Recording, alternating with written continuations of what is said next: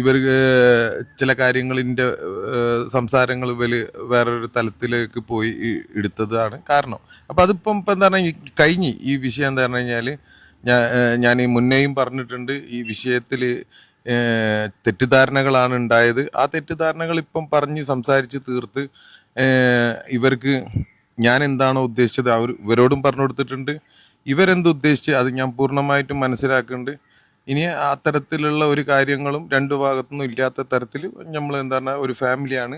ഫാമിലിക്കുള്ളിൽ പല പല പ്രയാസങ്ങളും പ്രശ്നങ്ങളും ഉണ്ടാവും. ആ പ്രശ്നങ്ങൾ നമുക്ക് ഇരുന്ന് തീർക്കാവുന്ന വിഷയമുള്ളതിന് എൻ്റെ ഭാഗത്ത് നിന്ന് എന്ത് സംസാരത്തിൽ എന്ത് പാകപ്പയവ് ഉണ്ടായിട്ടുണ്ടെങ്കിലും മാപ്പ്